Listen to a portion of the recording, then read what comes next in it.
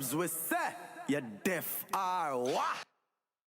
You can sit here and say that The Sopranos is the best show ever. Like, I get that. I'm not gonna sit here and not, but to completely dismiss that The Wire is possibly just as good, or not as, or it's just not on the same level. No, nobody's saying that. It's not. It's just not more of a preference thing. That's all niggas is saying. You know what I'm saying? But if you do want to put them on grounds, because I guess you could say they're not equal on every part. No, you know what I'm saying? Separate. So what categories do we place upon them to rank them? See, now you talking the real shit. Now you then, asking the shit that's going. Over that, you could then factor into what is the actual overall composite score. What's good, y'all? Mikey. What's going on? It's Boogie Man, y'all. What's good? And this is Mukbang, where we smoke, talk some shit, and then eat good. Some of us gonna eat good. I don't know if this nigga gonna be doing, but yeah, a little bit of both. What we have in these two shows are a separation of two worlds, but shown to you in two different facets. The Sopranos is a more solitary journey, while The Wire is a vaster journey. Now you might think that's bullshit because there's a lot of characters in both, right?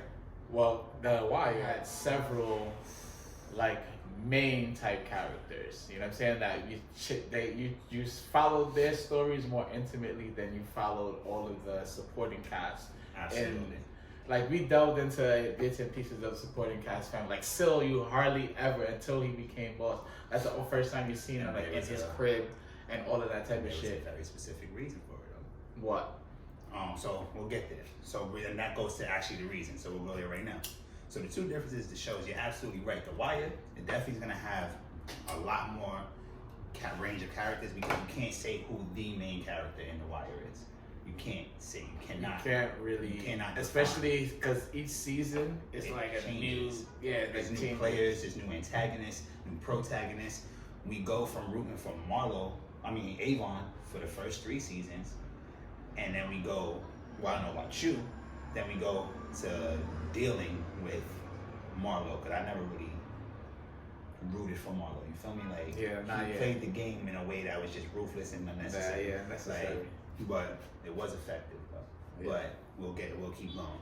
So, what The Wire shows you is it shows you the city of Baltimore, even though it's disguised as cops. That's another one of his main characters, bro. That is the city of Baltimore. You know what? That is probably the protagonist of the show The Wire, because it's showing you the city in 5 different facets in each different season. Season 1, they're showing you the low rises. This is how we live. This is how we live. This is our community. But then what happened after season 1? The ratings were because white people didn't get it. White people wasn't watching. So instead of them sacrificing and selling their soul and bringing in white people in a way that just didn't make sense, they took you to a different facet of Baltimore season 2. To the dots. Baltimore's a city on the water.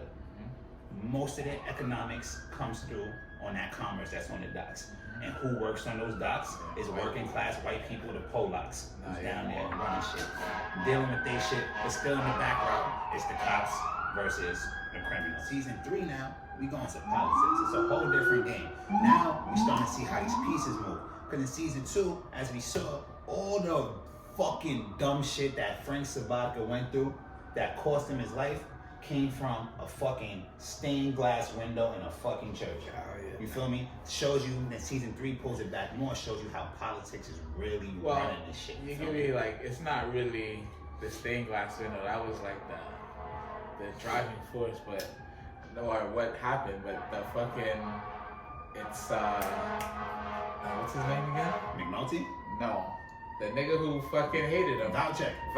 It was Valchek's fucking Napoleon complex but shit. he did not fuck with them, but he was not checking for these niggas until that fucking glass went out. Then he went and told fucking Daniels Major Crimes Unit, like, yo, he said it all. Sent the dogs on him. You feel me? So then that's season 3, politics. Season 4, season 3 is politics. Politics, yeah. Season 4, probably one of the best seasons in all the television history of any show. That's your opinion. Nigga, that's any logical fucking person's opinion, because you don't bet, my nigga, let's not do that. We're not gonna do that today, because Michael is still the realest nigga Yeah. Aside from fucking Omar. So anyhow, season 4 takes you to the education system. And then we get to the heart. And even, motherfucker, we're not going to do this because whether you care for Michael or not, you still identified with Dookie. And Dookie came in season 4. Yeah. And that came in season 4. Dookie, damn, bro. Dookie, my son Duke, bro. Duke, bro. That one. Nigga fiended out. Nigga became a fiend, bro. Hey. You know, and then season 5, probably the slowest season, was about the newspapers and journalism. When, as we know, the creators of the show, one was a homicide detective, while the other one was a reporter. Paul Simon and Ed Burns, I believe, is their names. And Bubbles was actually the dude's informant in real life. He died from AIDS, and his real character did. Now, that's that. We're taking you the whole city of Baltimore. You turn around to the Sopranos.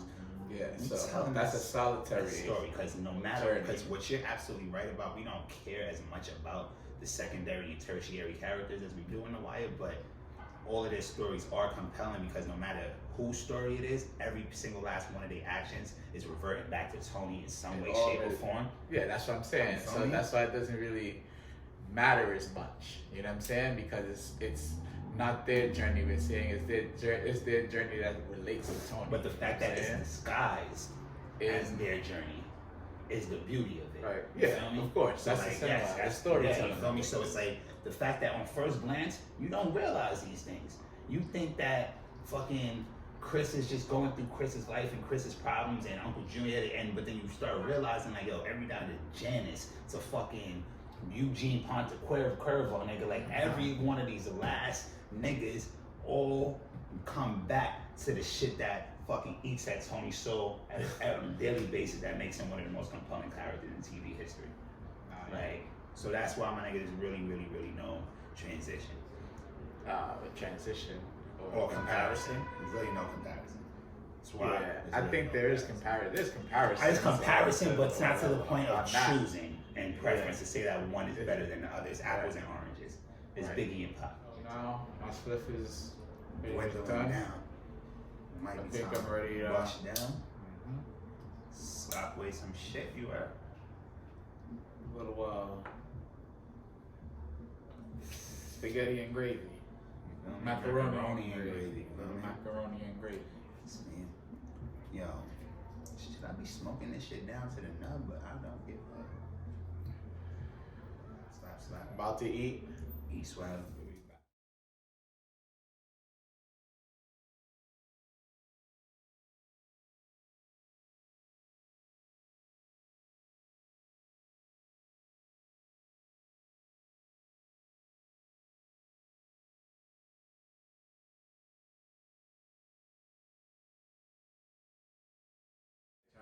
Alright, we back. With this spaghetti and meat sauce here, pause. Turkey meat, and the garlic bread. I ain't gonna say it, bro. What do you have? I got me filming. I wasn't talking about the pause shit. I'm talking about the fact that all that turkey or whatever. Oh, my carnivorousness. You feel me? All that shit. You feel me? But I got over here, feel me, some penne pasta, with some Beyond Meatballs, pause, infused. This shit is about to slump me like Nate on Saturday night with some infused sweet plantains too. So it's about to be a whole situation. It's like that. We just don't even know. Okay, say that. Get chatting and shit. Oh yeah. I like my first meal right there. That's a fact. How many times you eat a day? Pause. Pause for what? What? About 2? That's definitely not a bad ratio. I was fasting before. Like, well, remember around when Corona started, I've been doing a 16-hour fast. Right. What was you doing? 12 to 8? Or the 1 to 6? Yeah, 12 to 8. Still keep that. Like 1 to 6, so I could, and like, case of emergency type shit, stretch it. to 8 plus. Come on, man. Let me see one of these. Fucking young shits is talking about.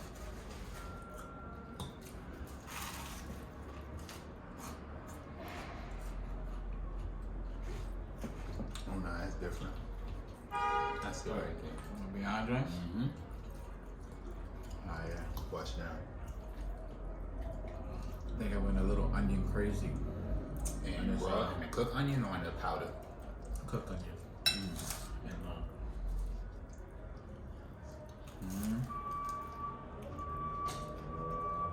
You know about garlic bread on a cinnamon raisin? I don't know much about it. Overly different. I had the herbs de Provence on there. As a matter of fact, more time, I don't even use garlic when I cook it. That shit is why I was acidic. There's onion powder and the herbs de Provence.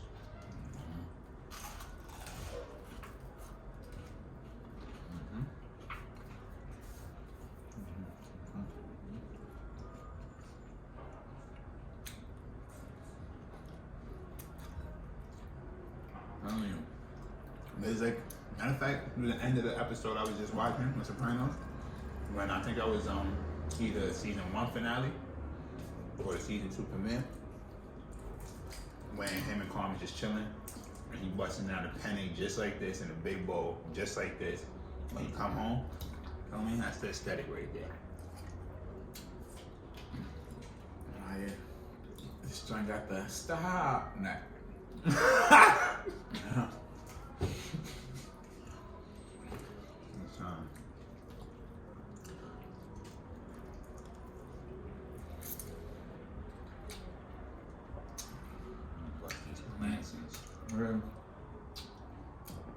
Ain't gonna hold you.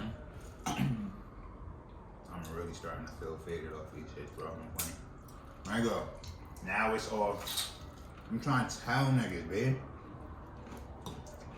Like I made empanadas the other day, infused drinks. I wasn't halfway through the shit before I was feeling like, oh nah. Let me chill. Placebo, bro. Placebo. Nigga. How in that short of time you feel? Nigga, the same way how? Nigga, because when certain edibles, when I eat a regular edible, that shit don't do nothing to me. Not a one. Like, eat that shit, and I eat the whole thing. Come back to it later. One time I eat like a whole cookie or 2. It's nothing.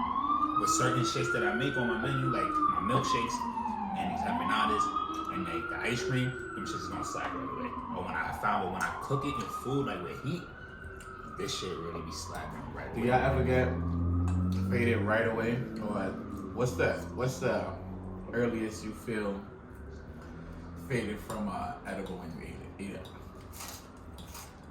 I don't know if I personally haven't tried the right edibles, and I've been smoking for a long time. But I really do it for me. I know it's weird, but you know. You know what I mean? Bun herbs. Definitely one. Like I always tell niggas live lives where you can't always just back out a spliff and bun, you feel me? Niggas go to school. I understand it. So you feel me? You know? And that's why niggas got the incredible edible for niggas. No, I understand, but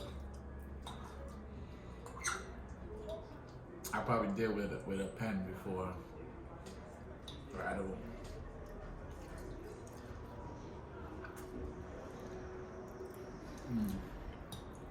Yeah, I mean, No, it's healthy.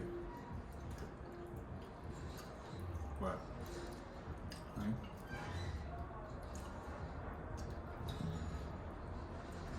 So you eat the right one, and next thing you know, you in the house folding the dishes and washing the napkins. I don't think I've ever done anything that high. Nah, I think my shit has always just been falling asleep, bro. Like dropsy. Dropsy king, bro. Hey, that's a fact. Drop off. Nah, but I ain't gonna hold you. I thought I was fake tripping one time. So after smoking bud when I was in college. But that's because I was on a stupid hiatus. But I got paranoid because niggas was watching 300, right? And that was like my first time seeing it.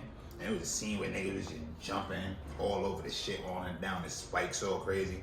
And I was just stupid clap thinking like, damn, my nigga, like, What, they were coming to get you? nah, not they were coming to get me, just thinking like, yo, nigga, how I gotta go about living my life to make sure I don't ever go out on a whole mountain of spikes, you feel me?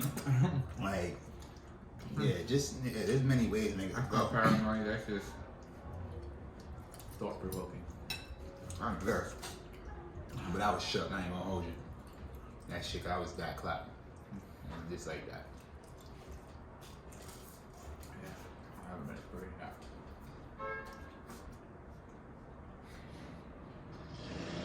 You know what just dawned on me, my nigga? Full? Definitely that part. I'm kind of full too. And the other part is, I just sat here and slapped a third of this shit at least. With no Bev, my man. nigga. No Bev, cuz. You got no Bev? You want people Bev, but Yeah, you look I wild. was just saying harmless shit, you heard? You feel me? Like, No Bevs, huh? come on. What's your Bev of choice, B? Or do it matter what niggas is, you feel me, consuming? Alright. Alright.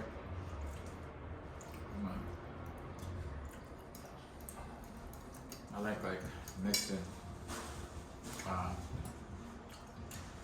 juices. So like my go-to. Nah, don't nah now. What do you mean? Nigga, talk your business. That's it. It's my business. Now this. And it's my fucking. I'm about to bottle that shit. Oh, so now niggas is making, okay. Copy. I heard niggas. So niggas got, nah, that was gonna sound crazy, bro. Yeah. About to say niggas got secret juices out here. Nah, that's wild crazy. I'm gonna have to cut that out. And then any under the sun, it's just how you Prepare your do shit. the ingredient shit. Remember when you was some old Crystal Light drinking ass nigga, bro? And I went to the nutritionist. I was like 13. Something like that. Yeah. I ain't never tasted some more rubbish beverage in all my fucking life, dude. It got me to start drinking Tang though. My nigga, I don't think you could mix Tang for all like 3 weeks straight, and that shit's still gonna be mad I feel got fucking mad particulars. mad fucking sediments and shit. Like, boy, I ain't built how I'm used to, y'all. Niggas know me from way back when. This was easy work. I'm still going for this shit, but. Woo. Boy. Oh yeah, well, that's it. Roll That was the first day. First day in the First day. office. Episode. That's it, first episode. What you want to do, Boogie? Nigga, roll up. Show some love. Subscribe. Comment. Like. All that. And of course, roll up. Word. Holla at y'all.